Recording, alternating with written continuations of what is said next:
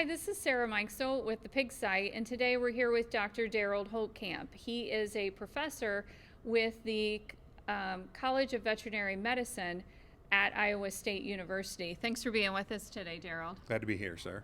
Very good. And today we're here in Ames at Iowa State Swine Day. We just saw each other at World Pork Expo a few weeks ago, and it's nice to be back. And there's a great, I think they had over 500 people here, so it was great to see people coming out again and again to some of these events, especially with everything we have going on in the swine industry and in the world. For sure. So, and you talked today and spoke about APP. So let's talk a little bit about that, if you could. What is it? And tell us a little bit about the outbreak that's occurred here. Sure. Yeah, so APP stands for Actinobacillus pleuropneumoniae. It's a bacteria that's been around for a long time. It's not new. It has, I would say, not generally caused a lot of problems in the U.S. the last few decades, but it does occasionally raise its head, and we oftentimes serotype those bacteria, and this one happens to be a serotype 15. But I do want to caution that that those are conventions that we use to sort of put a name on bacteria, and we do the same thing with viruses, and not all serotype 15s are the same, so there can be differences. In fact, Marcelo Almeida here and Dr. Luna Michael are working on doing some sequencing to try to sort out what may be unique about these particular serotype 15 bacteria. And they have, so far, what they found is the ones that caused this recent outbreak are very tightly clustered together. So it does seem like this is maybe a slightly different APP serotype 15 than what we've dealt with in the past. And so, just because we didn't have problems with it, causing the high death loss, that kind of thing in the past, and now it is, I think, it could be related to those genetic differences.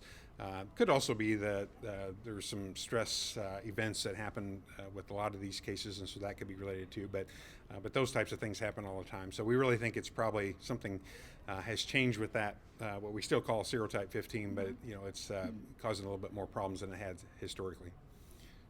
Very good. And tell us a little bit about the outbreak that you've experienced here in kind of central Iowa, I guess.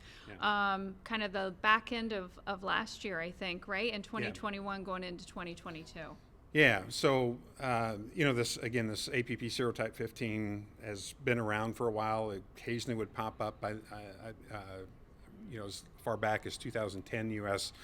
It's popped up in Australia at different times, but again, not really caused a problem. Starting in 2021, there was a slight, let's say, increase in the incidence of cases submitted to the Iowa State University Veterinary Diagnostic Lab, where they came back and it was serotype 15. And so it wasn't enough to really raise any flags yet at that point. But then starting in late November, early December of 2021, we saw a fairly rapid increase in the number of cases being sent to the Iowa State Veterinary Diagnostic Lab. And we checked around and checked with the other labs to see if they were having some similar pattern, and they weren't. Everything seemed to be coming here. And so when we started looking at it, all these cases were coming from a very small geographic area just north of Ames here. And so it got let's say bad enough that we thought it might be interesting then to go out and investigate those. And certainly from an epidemiological standpoint, the fact that they were all clustered in that small area. And that really happened for about 2 months, from the end of November 2021 through end of January of 2022. Every case that came in, and there was a rather large cluster, about 20 cases came in during that time that were positive for that serotype 15. They were all in that very small clustered area. And what were the results of your investigation? Yeah, so of those 20 cases that came into the lab, and I should mention too that we are aware of a few other cases where people didn't send in diagnostics at all, right? So there was a few more during that time than what actually we're aware of probably. But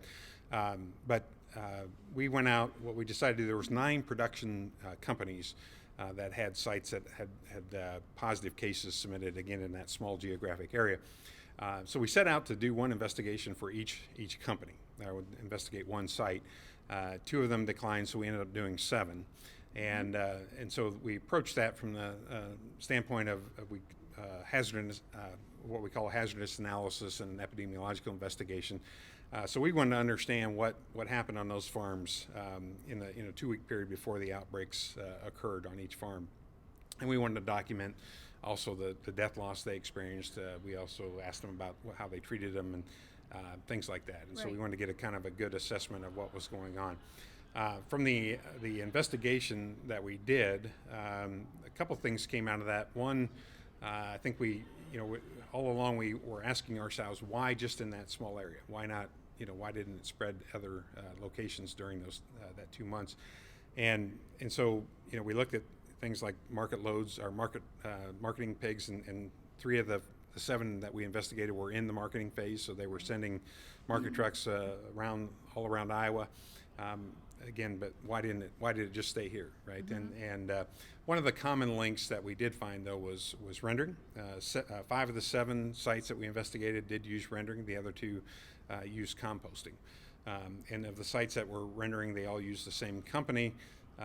We ended up learning some things about that, about how they organize the trucks, the rendering company that's picking these dead pigs up, and it kind of fit together that probably contributed to it. I'm not saying it's the sole way it was being transmitted, but I think it was probably a pretty significant part of the transmission, and it was the one thing that kind of explained why just in that small geographic area for 2 months, right? Why did it just stay right there? And so, it probably does highlight, as we worry about African swine fever and other foreign animal diseases getting in this country, it does highlight the need to probably address that. There's a lot of these companies want to continue to use rendering, and that's, it's probably a good thing from a resource use standpoint, but we need to figure out how to do that more safely, I think, and that's something that we shouldn't wait until we have a foreign animal disease introduction to try to figure out how to do that.